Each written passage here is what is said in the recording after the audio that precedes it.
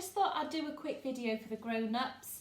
Now that lots of us are spending a lot more time at home with our children and trying to find different ways to entertain them, one brilliant way to entertain your children is to get them involved with daily cooking tasks, or even better, make something really exciting like cakes or biscuits with your little ones. Now, having taught children cookery in school for lots of years and also having done lots of cooking with my two little boys, I thought you might find it useful for me to give you a few little tips that we use in school to make the whole process as hassle-free as possible. Because I'm sure you all know, particularly very little children have such a short attention span, and if you go about trying to involve your children in cooking in the wrong way, it can quickly put them off and it can make the whole thing a disaster for you and for them.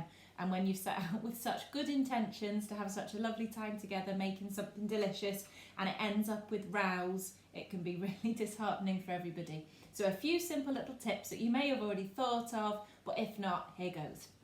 Okay, so if you're cooking with little children with an attention span of probably a couple of minutes, you aren't going to want to be spending ages flicking through a recipe book, getting all your ingredients out the cupboards, and then having to weigh and measure everything out while your children are sat there either waiting for you or trying to get involved with something that maybe is a little bit beyond them at the moment. So the best tip I can give you is to just spend a few minutes before you involve your children in cooking, leave them in front of the telly for a few minutes and get the bits and pieces together that you're going to need for your recipe. Obviously try and follow quite a simple recipe, particularly to begin with.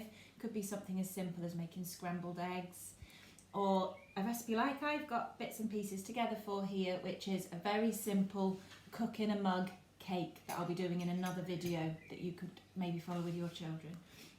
So I would get all the ingredients that you're going to need ready, weighed out in separate bowls, so when your child comes in, everything's there waiting for them. It's fun weighing things out with children and it can bring lots of mathematics into cooking, but if they're very little and you're dealing with numbers in hundreds of grams, it's just beyond them. So I would do that bit yourself. So here I have already measured out the amount of flour I need, the amount of sugar I need, the amount of cocoa powder. I know I'm going to need to be cracking an egg, so I've got a separate bowl for that, because inevitably if your child's cracking an egg, it's going to go everywhere and you don't want to be cracking it straight into your cake that you're making. And then here we're going to be measuring out some tablespoons for our cake. So I thought this is something that a 3 or 4 year old child with your help would be able to do.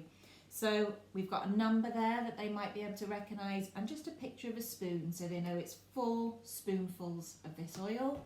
We've got 4 spoonfuls of milk, and then we just need 1 little drop of our vanilla extract there.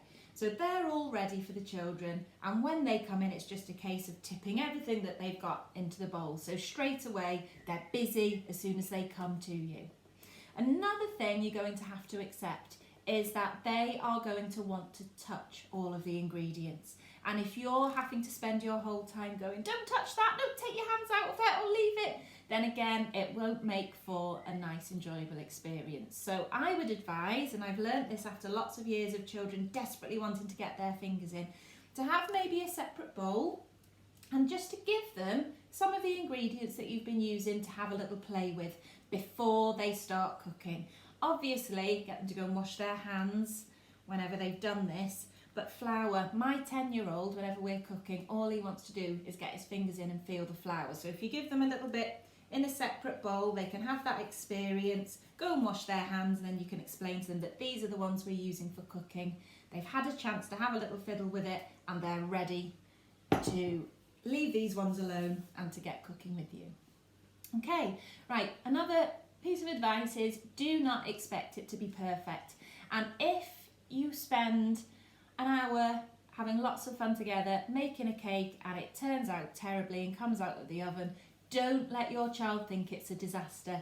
Make your child realise that they've done a fabulous job with all the preparation, everything that they've helped you with, and even if it turns out not to be the best, make it into a positive experience. Okay, so when you've had a go at preparing everything with your little ones, if you can, it's a good idea to have a clear sink area and to just involve them in the clearing up. Now, they don't have to wash everything up, but maybe get them to help you run the water and just wash up a couple of things, just so they're having the full cookery experience and they know when they're older what goes into it as well. So you don't end up with, 10, 12-year-old children moaning every time you ask them to help with a little bit of washing up. Just involve them in that from as young as possible. If your children are slightly older, again, maybe involve them in weighing out a couple of the ingredients. I wouldn't say to do everything because, again, attention span will be gone and it won't be an enjoyable experience. Weigh out a couple of things, and you can also involve the children in maybe following a recipe independently. Now, if you've got a bit of time on your hands, you might be able to write a very simple recipe out that your children can follow. I've got one down here I'll show you. This is the sort of thing we might do in school, although to be fair, this one does look a little bit complicated. So I know my children aren't going to be able to read all of these. I'm hoping from the shape of the pictures they might be able to identify some of them and also recognise the initial sound. So if they know we've got flour, sugar and cocoa and they see a f, they'll be able to work out that one's flour. So without really many words, they can see we need to add number 1, the flour, sugar and cocoa, and then we need to stir it. So you can write out some very simple instructions for your children to follow if you would like to as well. So obviously this isn't something that you would have time to do every single time you're cooking, but if you want to have a stress-free experience, 5 minutes of preparation is all it takes and it should make a world of difference. Okay, well, if you would like to see how we make one of these very simple and very fun cakes in a cup, watch the next video. See you soon. Bye bye.